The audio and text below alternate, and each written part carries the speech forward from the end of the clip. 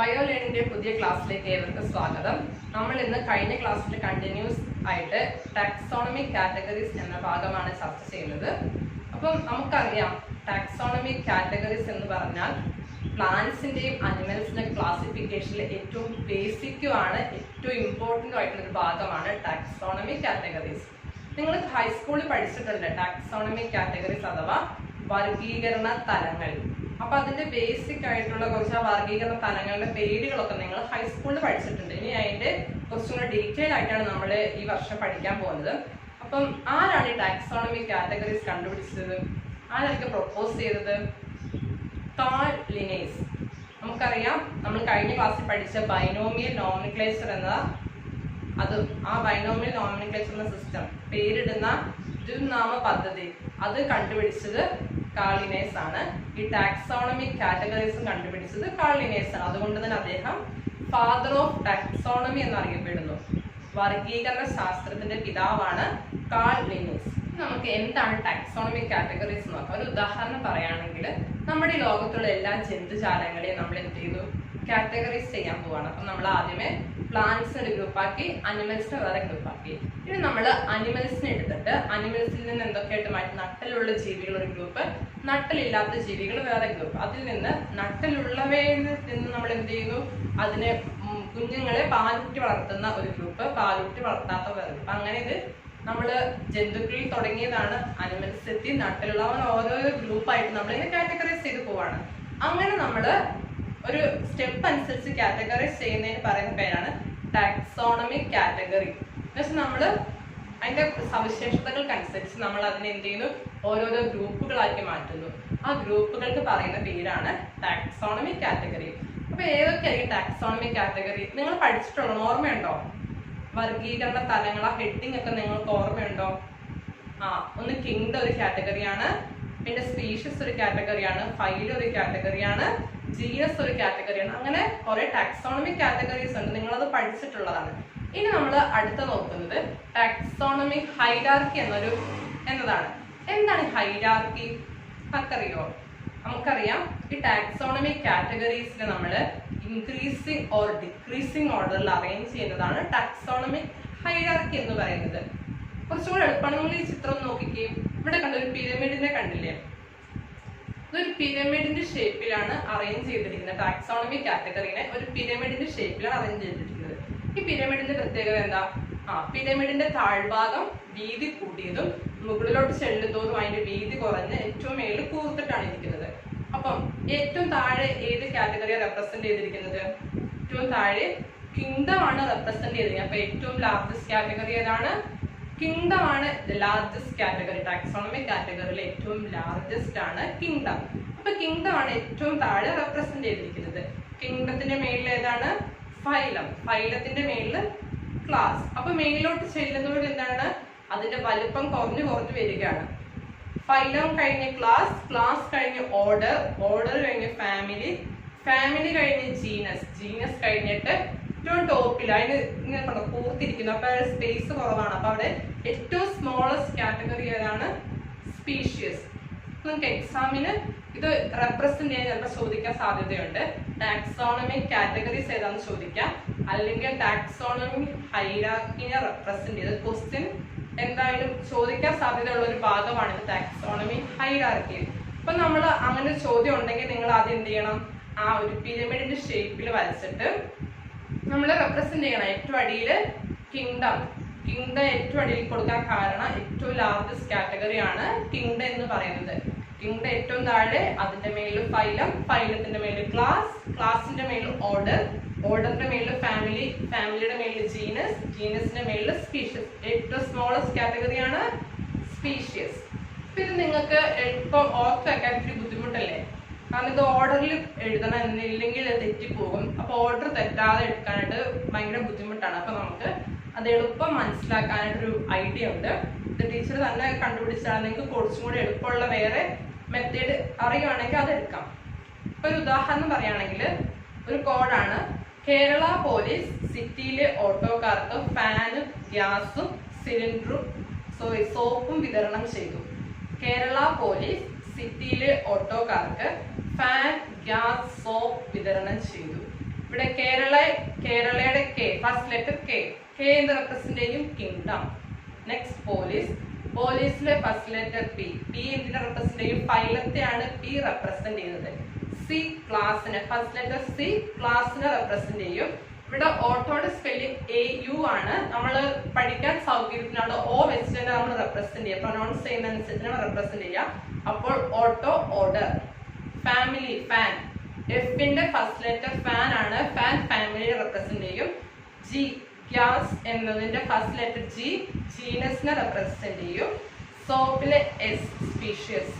നിങ്ങൾക്ക് പഠിക്കാനായിട്ട് എളുപ്പമുള്ള വേറെ ഏതെങ്കിലും ടെക്നിക്ക് അറിയാമെങ്കിൽ അത് യൂസ് ചെയ്യാം.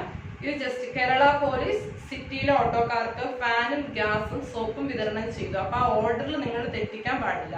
എക്സാമിന്റെ ഒരു ഇമ്പോർട്ടന്റ് ആയിട്ട് ഭാഗമാണ് ടാക്സോണമിക് ഹൈറാർക്കി.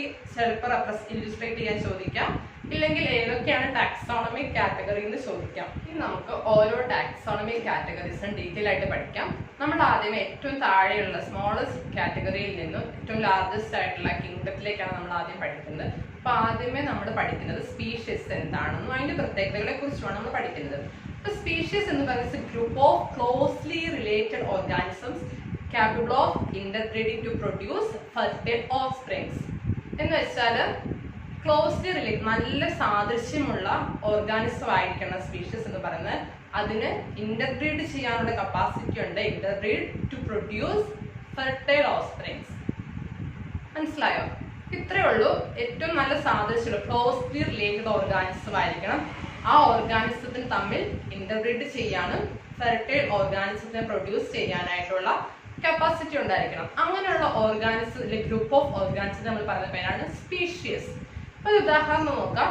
ഇവിടെ നമുക്ക് പൊട്ടറ്റോയും ബ്രിഞ്ചാളും തന്നിട്ടുണ്ട്. പൊട്ടറ്റോയുടെ സയന്റിഫിക് നെയിമാണ് സൊളാനം ട്യൂബറോസ, ബ്രിഞ്ചാളിന്റെ സൊളാനം മെലനോഗ. അപ്പൊ ഇവിടെ നമുക്കറിയാം, നമ്മൾ കഴിഞ്ഞ ക്ലാസ് പഠിച്ചതല്ലേ ബൈനോമിയൽ നോമൻക്ലേച്ചർ, സയന്റിഫിക് നെയിം. അപ്പൊ ഇവിടെ നോക്ക്, സൊളാനം ട്യൂബറോസ എന്ന് പറയുന്നതിന്റെ രണ്ട് പേരുണ്ട്. അല്ലെ ഫസ്റ്റ് നെയിം എന്തിനെ റെപ്രസെന്റ് ചെയ്യും?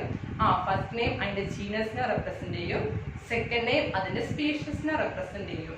അപ്പൊ ഇവിടെ സൊളാനം ട്യൂബറോസ എന്നതിലെ ട്യൂബറോസ അതിന്റെ സ്പീഷ്യസ് നെയിം ആണ്. സൊളാനം മെലനോഗ എന്നതിലെ മെലനോഗ എന്നത് അതിന്റെ സ്പീഷ്യസ് നെയിം ആണ്. അപ്പൊ ഇവിടെ രണ്ട് സ്പീഷ്യസ് ആണ് കൊടുത്തിരിക്കുന്നത്. അപ്പൊ നമുക്കറിയാം ഈ പൊട്ടറ്റോയിൽ നിന്ന് പൊട്ടറ്റോ തന്നെയല്ല ഉണ്ടാകുന്നത്. അപ്പൊ അതൊരു സ്പീഷ്യസ് ആണ്. പൊട്ടറ്റോ എന്ന് പറഞ്ഞൊരു സ്പീഷ്യസ് ആണ്. ബ്രിഞ്ചാൾ എന്ന് പറയുന്നത് ഒരു സ്പീഷ്യസ് ആണ്. അതിന് നമ്മുടെ സയന്റിഫിക് നെയിം ആണ് ട്യൂബറോസി മെലനോഗി. നമ്മൾ ആനിമൽസിന് ഉദാഹരണം നോക്കുകയാണെങ്കിൽ പാൻതേര ടൈഗ്രീസും പാൻതേര ലിയോയും. പാൻതേര ടൈഗ്രീസ് എന്ന് പറഞ്ഞാൽ കടുവ, ലിയോ സിംഹം. അപ്പൊ ഇവിടെ പാൻതേര ടൈഗ്രീസിലെ ജീനസ് നെയിം പാൻതേരയും അതിന്റെ സ്പീഷ്യസുകളാണ് ടൈഗ്രീസും ലിയോയും. അപ്പൊ കടുവേനെ പോലെ കടുവയുണ്ട്, പക്ഷെ കടുവയെ സിംഹം ഒരുപോലെ അല്ലല്ലോ, രണ്ടും വ്യത്യാസമില്ല. രണ്ടിനെ നമുക്ക് തിരിച്ചറിയാനായിട്ട് സാധിക്കും. കടുവേനെ നമുക്ക് തിരിച്ചറിയാം, സിംഹത്തിന് തിരിച്ചറിയാം. അപ്പൊ അങ്ങനെ യുണീക്ക് ആയിട്ടുള്ള ക്യാരക്ടേഴ്സ് ഉള്ളതാണ് ഈ ഓർഗാനിസംസ്. അപ്പം അങ്ങനെയുള്ള group of closely related organisms capable of interbreeding to produce fertile offsprings.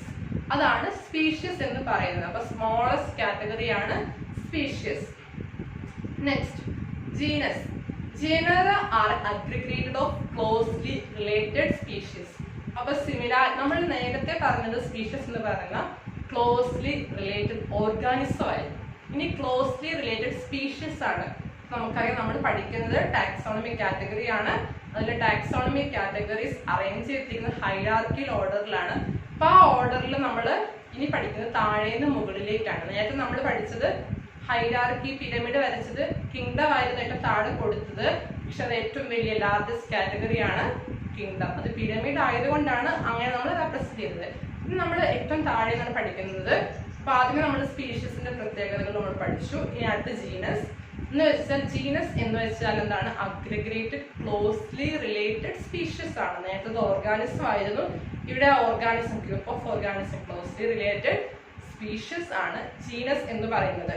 നമുക്കറിയാം നേരത്തെ നമ്മൾ പൊട്ടറ്റോ ആൻഡ് ബ്രിഞ്ചാൾ നമുക്ക് എടുക്കാം. സൊളാനം ട്യൂബറോസയും സൊളാനം മെലനോഗയും. നമുക്കറിയാം അതിന്റെ ജീനസ് ഏതാണ്? സൊളാനമാണ് അതിന്റെ ജീനസ്. അപ്പൊ tuberosa melongena belongs to which genus? Solanum. Next ഉദാഹരണമാണ് ലയൺ. ഒരു ലയണിനെ കണ്ടില്ല. ലയണിന്റെ സയന്റിഫിക് നെയിം ഏതാണ്? Panthera leo. പിന്നെ അടുത്തത് കടുവ ടൈഗ്രീസ്, പാന്തേര ടൈഗ്രീസ്. അപ്പൊ ഇവിടെ എന്താ സംഭവിച്ചത്? ഇവിടുത്തെ ജനേറ എന്ന് പറയുന്നത് പാന്തേരയാണ്. അതിന്റെ സ്പീഷീസ് ലിയോയും ടൈഗ്രീസും ആണ്. അപ്പൊ ലിയോയും ടൈഗ്രീസും എന്താണ്? ക്ലോസ്ലി റിലേറ്റഡ് ആയിട്ടുള്ള സ്പീഷീസ് ആണ്.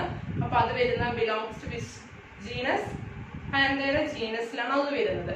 അപ്പൊ അങ്ങനെ ക്ലോസ്ലി റിലേറ്റഡ് സ്പീഷീസിന്റെ ഗ്രൂപ്പിന് പറയുന്ന പേരാണ് ജീനസ്. ഇനി വേറൊരു ജീനസ് നമുക്ക് പരിചയപ്പെടാം, ഹൗസ് ക്യാറ്റ്. നമ്മുടെ വീട്ടിലൊക്കെ കാണുന്ന പൂച്ചയുടെ സയന്റിഫിക് നെയിം ഫെലിസ് ഡൊമസ്റ്റിക്കസ്.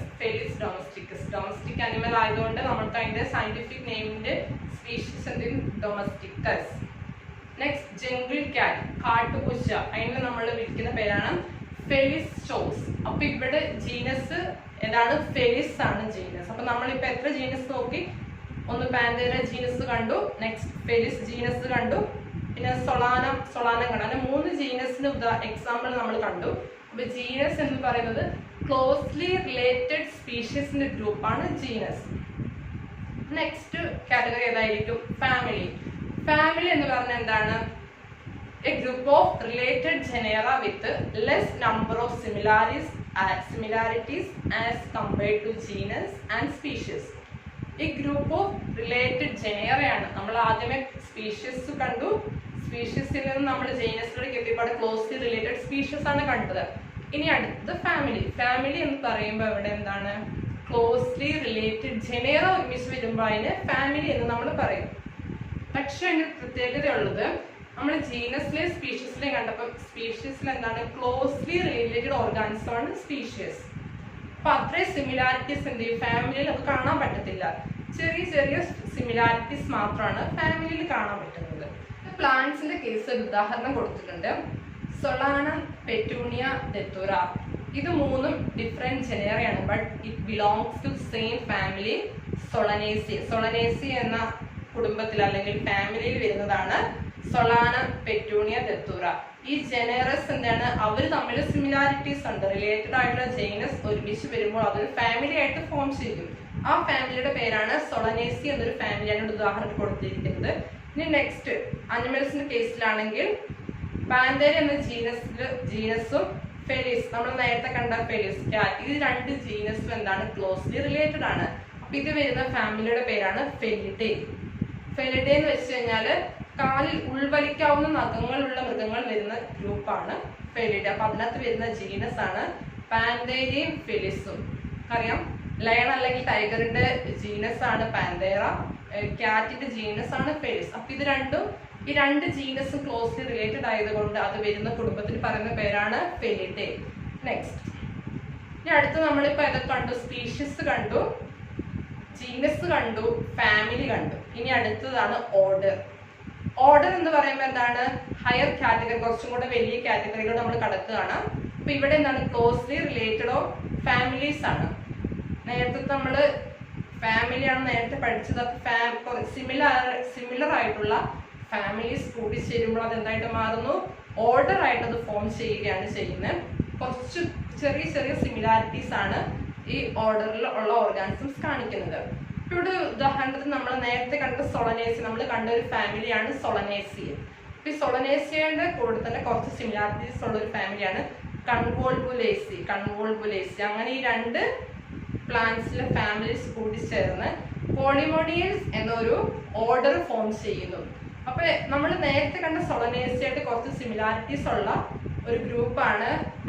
അങ്ങനെ സിമിലാരിറ്റീസ് ഉള്ള കുറച്ച് ഫാമിലികൾ കൂടി ചേർന്ന് പോളിമോണിയൽസ് എന്നൊരു ഓർഡർ ഫോം ചെയ്യുന്നു. അതാണ് ഓർഡർ എന്ന് പറഞ്ഞാൽ എന്താണ്? കൺഫ്യൂഷൻ ആകുമൊന്നും വേണ്ട, നമ്മളിങ്ങനെ ഓർത്താൽ മതി. Order, species, genus, family, order, class, phylum, kingdom. ആ ഒരു ഓർഡർ നമുക്ക് ഓർമ്മയാണെങ്കിൽ നമുക്ക് മനസ്സിലാകും. ആ ഓരോന്നും സിമിലാരിറ്റീസ് ആണ്. അപ്പൊ സ്പീഷീസിൽ നിന്ന് സിമിലാരിറ്റീസ് ഉള്ളതുകൊണ്ട് ഒരു ചേർന്ന് ജീനസ് ഫോം ചെയ്യും. സിമിലർ ജീനസ് ഗ്രൂപ്പ് ചെയ്ത് ഫാമിലി ഉണ്ടാകും. സിമിലർ ഫാമിലീസ് ഫോം ചെയ്ത് ഓർഡർ ആയിട്ട് മാറും. ഓർഡർ ഫോം ചെയ്ത് ക്ലാസ് ആയി മാറും. ക്ലാസ് ഫോം ചെയ്ത് അത് ഫൈലം ആയിട്ട് മാറും. ഫൈലം, സിമിലർ ഫൈലംസ് കൂട്ടിച്ചേർന്ന് അത് കിങ്ഡം ആയിട്ട് മാറും.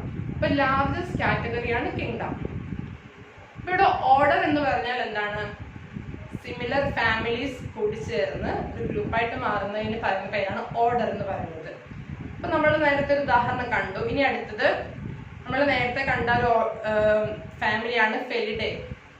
ജീനസ് പാൻതേരയുടെയും ഫെലിസിന്റെയും കൂടെ ഫാമിലിയാണ് ഫെലിഡേ. അടുത്തത് കാനിഡേ. കാനിഡേ എന്ന് പറഞ്ഞാൽ നമ്മുടെ ഡോഗിന്റെ ഫാമിലിയാണ് കാനിഡേ. അപ്പൊ ഇതിങ്ങളുടെ പ്രത്യേകത എന്താണ്? കാർണിവോറ എന്നൊരു ഒരു ഓർഡറിലാണ് ഈ രണ്ട് ഫാമിലിയും വരുന്നത്. ഇത് മാംസം കടിച്ചു കീറാനുള്ള പല്ലുകൾ ഉള്ളവയാണ് ഈ ഓർഡറിൽ വരുന്നത്. കാർണിവോറ എന്ന് പറയുമ്പോൾ നമുക്കറിയാം മാംസഭോജികളാണ്. അപ്പൊ മാംസം കടിച്ചു കീറാനുള്ള പല്ലുകളുള്ള ഗ്രൂപ്പ്, ആ കുടുംബത്തിൽ വരുന്ന എല്ലാ കുടുംബക്കാരും, മീൻസ് ആ ഫാമിലീസ് എല്ലാം കൂടെ കൂടി ചേർന്ന് ഓർഡർ ആയിട്ട് ഫോം ചെയ്യുന്നതാണ് കാർണിവോറ. നെക്സ്റ്റ് ആണ് ക്ലാസ്. ക്ലാസ് എന്ന് പറയുമ്പോൾ നമുക്കറിയാം എന്തായിരിക്കും, നമുക്ക് നേരത്തെ പഠിച്ചത് വെച്ച് നിങ്ങൾ ആലോചിച്ച് നോക്കി. എന്തായിരിക്കും ക്ലാസ് എന്ന് പറയുന്നത്? ക്ലാസ് എന്ന് പറയുന്നത് റിലേറ്റഡ് ആയിട്ടുള്ള ഓർഡേഴ്സ് കൂടി ചേർന്നിട്ടാണ് ക്ലാസ് ഉണ്ടാകുന്നത്, ക്ലാസ് ഫോം ചെയ്യുന്നത്. ഇപ്പൊ ഇവിടെ ഒരു ഉദാഹരണത്തിന് കൊടുക്കുകയാണെങ്കിൽ ഓർഡർ പ്രിമേറ്റ, അതിൽ വരുന്നതാണ് മങ്കി, ഗൊറില്ല, ഗിബൺ. ഇതൊക്കെ ഓർഡർ പ്രിമേറ്റയിൽ വരുന്നതാണ്. നെക്സ്റ്റ് നമ്മൾ കണ്ടതാണ് order Carnivora, tiger, cat, dog. ഈ രണ്ട് ഓർഡറും കൂടി ചേർന്ന് മമേലിയ എന്ന ക്ലാസ് ഉണ്ടാകുന്നു. കുഞ്ഞുങ്ങളെ പാലൂട്ടി വളർത്തുന്ന മാമൽസ്, മാമറി ഗ്ലാൻസ് കാണിക്കുന്ന ഓർഗാനിസംസ് എല്ലാം ഈ ക്ലാസ്സിലാണ് വരുന്നത്, മമേലിയ. അപ്പൊ എന്താണ്? റിലേറ്റഡ് ആയിട്ടുള്ള ഓർഡറിൽ നിന്ന് അതിൻ്റെ ഫോം ചെയ്യുന്നു, ക്ലാസ് ആയിട്ട് ഫോം ചെയ്യുന്നു. നെക്സ്റ്റ് ആണ് ഫൈലം. ഫൈലം എന്ന് പറയുന്നത് അസംബ്ലേജ് ഓഫ് റിലേറ്റഡ് ക്ലാസസ്. കുറേ ക്ലാസ്സുകൾ കൂടി ചേർന്ന് വെച്ചാൽ സിമിലാരിറ്റീസ് ഉള്ള ക്ലാസ്സുകൾ കൂടി ചേർന്നിട്ട് ഫൈലം ഫോം ചെയ്യും.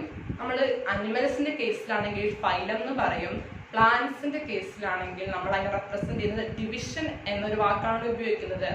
ഫൈലം അനിമൽസിനെ റെപ്രസെന്റ് ചെയ്യാനും ഡിവിഷൻ പ്ലാന്റ്സിനെ റെപ്രസെന്റ് ചെയ്യുവാനായിട്ടാണ് യൂസ് ചെയ്യുന്നത്.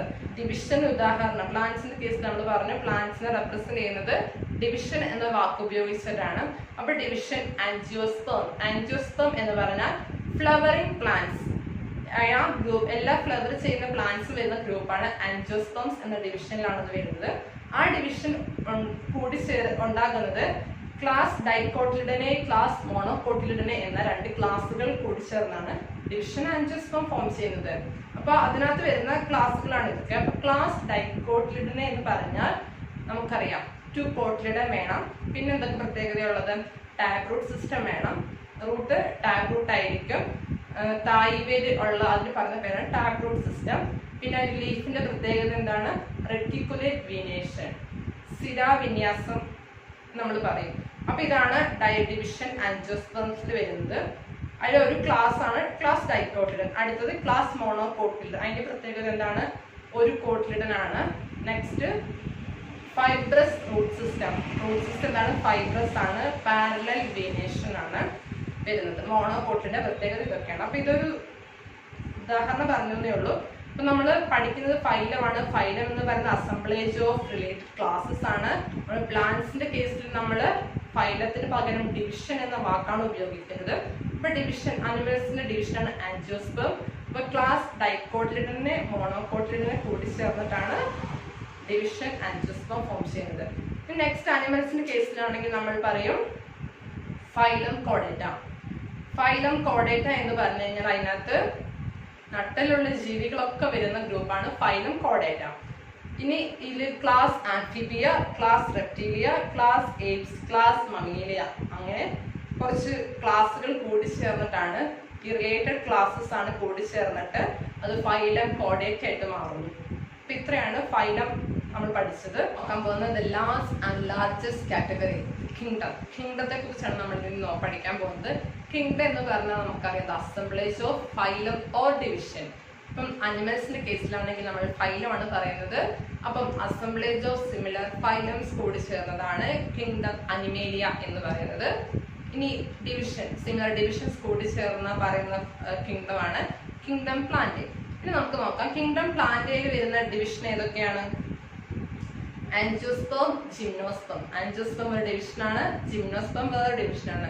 നമ്മൾ നേരത്തെ കണ്ടു ആൻജിയോസ്പേം എന്ന് പറഞ്ഞാൽ ഫ്ലവറിംഗ് പ്ലാന്റ്സ് ആണ്. അപ്പൊ അതിന്റെ അതുപോലെ തന്നെ അതിന്റെ സീഡ് എന്തെങ്കിലും സീഡ് കവർ ഉണ്ടാവും, സീഡ് കോട്ട് ഉണ്ട്, പ്രൊട്ടക്റ്റഡ് ആണ്. പക്ഷെ അതിൽ നിന്ന് വ്യത്യസ്തമാണ് ജിംനോസ്പേം എന്ന് പറഞ്ഞാൽ എന്താണ്? ജിംനോസ്പെർമിന്റെ സീഡ്സ് നേക്ഡ് ആണ്. നമ്മുടെ പൈൻ മരം ഒക്കെ ഇല്ലേ, പൈൻ ഉണ്ട്, സൈക്കസ് ഉണ്ട്, നമ്മൾ ഗാർഡനിലൊക്കെ യൂസ് ചെയ്യുന്ന വെറൈറ്റീസ് ആണ് സൈക്കസ്. അപ്പൊ അതൊക്കെ വരുന്ന ഗ്രൂപ്പാണ് ജിംനോസ്പെർം എന്ന് പറയുന്നത്. അപ്പൊ ഈ രണ്ട് ഡിവിഷൻ ഒരു ഉദാഹരണമാണ്. ഇതുപോലത്തെ വേറെ ഡിവിഷനുകളും ഉണ്ട്. അപ്പൊ ആൻജിയോസ്പെർം, ജിംനോസ്പെർം ഉണ്ട്. പിന്നെ നമുക്ക് പറയാം എൽഡോഫൈറ്റ്, ബ്രയോഫൈറ്റ്, അതൊക്കെ വരുന്ന അങ്ങനെയുള്ള ഡിവിഷനുകളൊക്കെ കൂടി ചേർന്നിട്ടാണ് കിങ്ഡം പ്ലാന്റ് എന്നൊരു ഗ്രൂപ്പ് ഉണ്ടായിരിക്കുന്നത്. നെക്സ്റ്റ് കിങ്ഡം അനിമേലിയ, അറിയാം റിലേറ്റഡ് ആയിട്ടുള്ള ഫൈലം ചേർന്നിട്ടാണ് കിങ്ഡം അനിമേലിയ വന്നേക്കുന്നത്. അപ്പൊ ഇവിടെ ഫൈലം കോഡേറ്റ ഉദാഹരണം കൊടുത്തേക്കാണ്. ഫൈലം കോഡേറ്റ, ഫൈലം ആർത്രോപോഡ, അതുപോലെ തന്നെ ഫൈലം പോറിഫെറ, ടീനോഫോറ, അങ്ങനെ കുറെ ഫൈലങ്ങൾ കൂടി ചേർന്നിട്ടാണ് കിങ്ഡം അനിമേലിയ എന്ന് പറഞ്ഞ ഒരു ഗ്രൂപ്പായിട്ട് മാറിയിരിക്കുന്നത്. അപ്പൊ ഇത്രയാണ് ടാക്സോണമിക് കാറ്റഗറി. അപ്പൊ നമ്മൾ ഏതൊക്കെയാണ് ആദ്യം പഠിച്ചത്? ചെറുത്തിൽ നിന്ന് വലുതിലേക്കാണെങ്കിൽ എങ്ങനെയായിരിക്കും? ആദ്യമേ സ്പീഷ്യസ് റിലേറ്റഡ് ആകുമ്പോൾ ജീനസ് ആകും, ജീനസിൽ നിന്ന് അത് ഫാമിലി ആയിട്ട് മാറും, ഫാമിലിയിൽ നിന്ന് അത് ഓർഡർ ആയിട്ട് മാറും, ഓർഡറിൽ നിന്ന് അത് ക്ലാസ് ആയിട്ട് മാറും, ക്ലാസ്സിൽ നിന്ന് ഫൈലം അല്ലെങ്കിൽ ഡിവിഷൻ. ഇത് രണ്ടും ഫൈലവും ഡിവിഷനും അതിൽ നിന്ന് എന്തായിട്ട് മാറും? കിങ്ഡം ആയിട്ട് മാറും. അപ്പൊ നമ്മൾ ഇവിടെ കണ്ടത് കിങ്ഡം പ്ലാന്റ്, കിങ്ഡം അനിമേലി, ഇങ്ങനെ കിങ്ഡം ഫഞ്ചി അങ്ങനെയുണ്ട്, മൊണീറ, പ്രൊട്ടിസ്റ്റ അങ്ങനെയുണ്ട്. അപ്പൊ ഇത്രയാണ് നമ്മൾ പഠിച്ചത്. വളരെ സിമ്പിൾ ആണ്, പക്ഷെ ഏറ്റവും ബേസിക്കുമാണ്. എക്സാമിനൊക്കെ ഇമ്പോർട്ടന്റ് ഭാഗമാണ് ടാക്സോണമിക് കാറ്റഗറീസ്. എക്സാമിന് എന്ത് വേണമെങ്കിലും ചോദിക്കാം. ചിലപ്പോൾ ആരാണ് പ്രൊപ്പോസ് ചെയ്തെന്ന് ചോദിക്കാം. അപ്പൊ അതിന്റെ ഉത്തരമാണ് കാൾ ലിനേഴ്സ് ആണ് ഫാദർ ഓഫ് ടാക്സോണമി, വർഗീകരണ ശാസ്ത്രത്തിന്റെ പിതാവ്. അല്ലെങ്കിൽ നിങ്ങൾക്ക് ടാക്സോണമിക് കാറ്റഗറി എന്താണെന്നും അതിന്റെ ഉദാഹരണം ചോദിക്കാം, അല്ലെങ്കിൽ ടാക്സോണമി ഹൈറാർക്കി റെപ്രസെന്റ് ചെയ്യാൻ ചോദിക്കാം. അങ്ങനെ ഏത് രീതിയിലും ചോദ്യങ്ങൾ നമുക്ക് പ്രതീക്ഷിക്കാവുന്ന ഒരു ഭാഗമാണ് ടാക്സോണമിക് കാറ്റഗറീസ് എന്ന് പറയുന്നത്.